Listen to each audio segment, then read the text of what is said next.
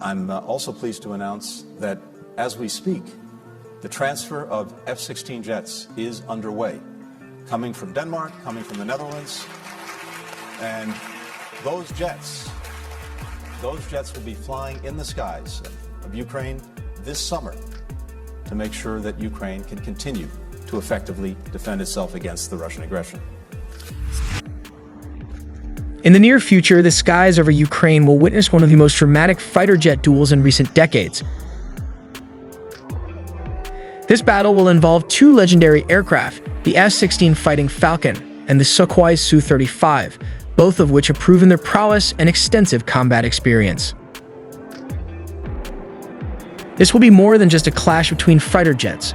There will be a battle of philosophies, the Russian concept of aircraft optimized for air-to-air combat versus the Western concept of jets that are equally proficient in both air-to-air and air-to-ground combat.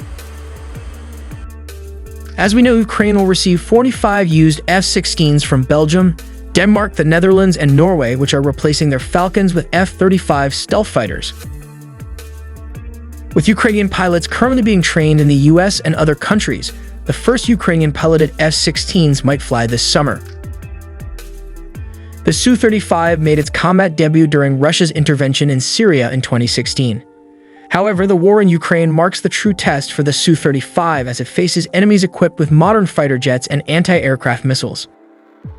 Comparing the F-16 to the Su-35 is not straightforward. The F-16 is a fourth-generation aircraft that entered service in the late 1970s, along with the F-15 Eagle and the Soviet Su-27 and MiG-29.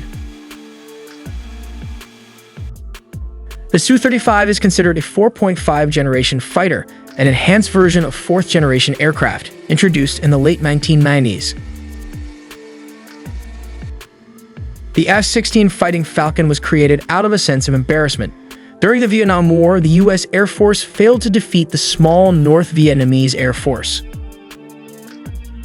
One of the reasons was that the U.S. military used aircraft like the F-4 Phantom, a powerful fighter but weighing 58,000 pounds, making it unable to compete with the MiG-21, which weighed only about 10,739 pounds.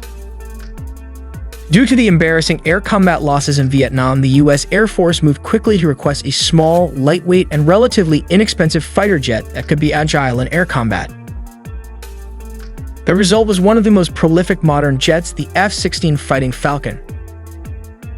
With more than 4,600 units produced since 1976, it has been used by 25 countries. It's also seen more combat than most current fighters, particularly by the US and Israeli air forces. The Su-35 has a complex history. This aircraft is a derivative of the Su-27, which was developed in the late 1970s. The Su-27 was created to compete with the American F-15. The Su-35 was designed in the early 1980s as a more agile version of the Su-27 Flanker, hence it is known as Flanker E or Super Flanker. After Sukhoi experimented with various prototypes under Soviet and later Russian governance, the current Su-35 emerged in the early 2000s as an enhanced version of the Su-27. It incorporated some air-to-ground capabilities, making it more similar to a multirole fighter bomber like the S-16. The weapons carried by Ukrainian S-16s will depend on the ammunition approved by the US and Europe for delivery. However, the F-16 has already proven to be highly effective in both air-to-air and air-to-ground missions. The aircraft can carry AIM-120 missiles and heat-seeking AIM-9 sidewinders. For air-to-ground attacks, it can be equipped with JDAM glide bombs, HARM anti-radiation missiles, and potentially the British Storm Shadow missiles. The Russian Air Force Su-35 is equipped with a 30mm cannon and a dozen hardpoints capable of launching a range of air-to-air and air-to-ground munitions. What concerns Ukraine and the West the most are the R-37 and R-77 air-to-air missiles with radar tracking capabilities. These are fire-and-forget weapons that can shoot down Ukrainian aircraft from beyond the range of Ukrainian air-to-air missiles. For radar engagements, Ukraine may face disadvantages as they will not receive S-16 equipped with AESA radar. The Ukrainian F-16s will be outfitted with the AN/AP-66 radar, which is installed on the F-16 MLU Midlife Update series. This radar features a pulse Doppler system with a mechanically scanned antenna, providing slower scanning capabilities with a single frequency at a time. The war in Ukraine has demonstrated that the Su-35 is highly lethal in both beyond visual range and close-range aerial combat. The Su-35's Urbis-E radar is reported to detect airborne targets at distances of up to 400 kilometers. Additionally, the Su-35's radar is significantly more powerful, with a 5 kilowatt output compared to the 770 watt output of the AN/AP-66. Maneuverability will be a crucial factor in this duel. While a smaller vehicle is generally more maneuverable than a larger one, for jet fighters, the situation is more complex. Technical factors such as wing loading and thrust-to-weight ratio play significant roles in quick acceleration and agility. The Su-35 is regarded as one of the most super-maneuverable fighter jets due to its thrust vectoring technology, which uses adjustable nozzles to direct engine thrust. However, maneuverability is not the primary factor in modern aerial combat. If today's jets engage in dogfights, it's likely because one or both sides either made a mistake or lacked the capability for standoff attacks. The trend in modern air combat, exemplified by fighters like the F-35, is to act as aerial snipers. These jets stealthily engage their targets with long-range air-to-air missiles, often before the target is even aware of the threat.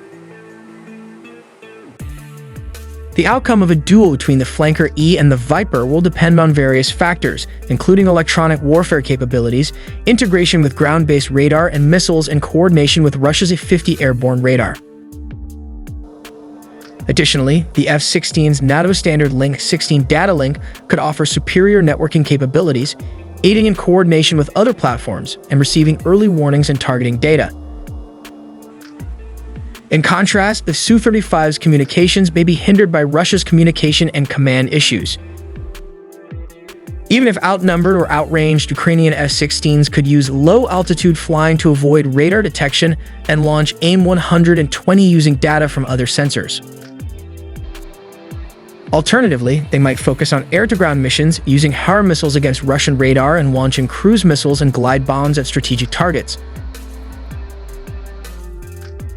For Russia, the Su-35's threat will keep the F-16s in check, and the duel between these two advanced fighters may well end in a stalemate. Are you ready to witness the clash between these two fighter jets? If you support Ukraine, you might be cheering for the F-16. On the other hand, if you side with Russia, the Su-35 might be your champion. Nonetheless, we all hope for a swift and peaceful end to this conflict.